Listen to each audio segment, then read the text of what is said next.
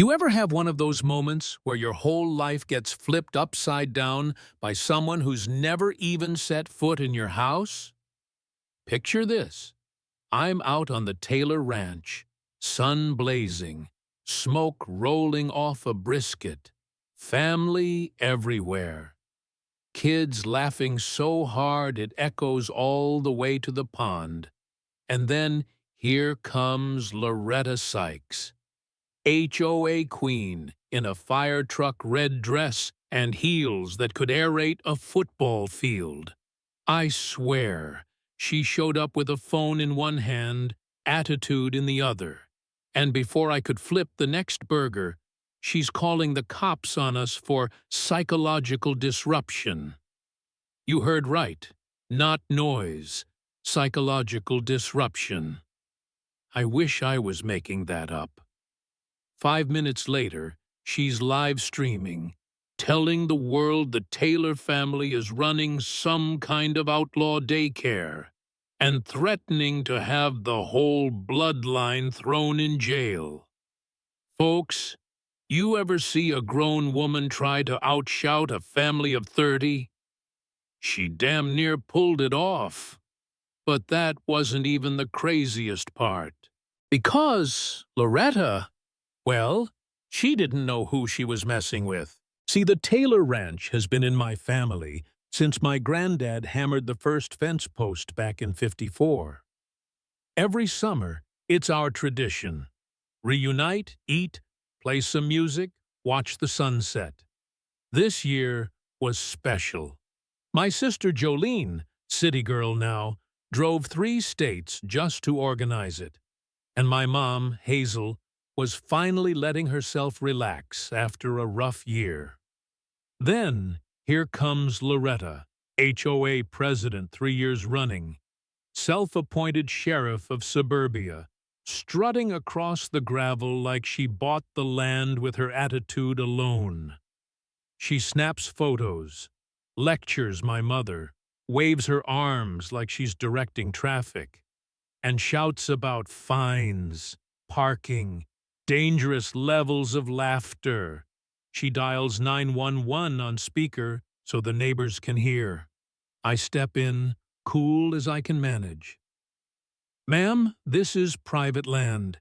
You don't get to tell us how to celebrate our family. But she just grins, says she's got the law on speed dial. That's when I call Thomas, my buddy on the force. In 10 minutes, his cruiser is rolling up, lights flashing, but no sirens. Loretta's face, I'll never forget. She thought she'd won. Thomas steps out, all business, asks her where the public disturbance is if children's giggles really hit felony decibels. She goes purple. He looks around, shrugs, tells her, "Looks like a peaceful afternoon to me, ma'am." Loretta just about combusts, storms off, swearing it isn't over. I knew right then. This was just round 1.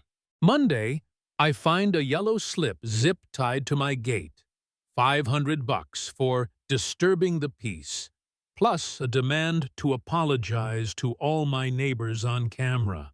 Loretta's already plastered our faces all over the HOA Facebook page, calling us criminal hillbillies, posting photos of my little nephew Ryan, 8 years old, just trying to play catch. That afternoon, Ryan comes home in tears. Some kid at school called him a backwoods convict. My sister is fuming, ready to raise hell.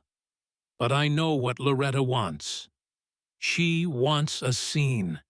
She wants us to lose it so she can play the victim. I tell Jolene, we fight smart. We fight fair.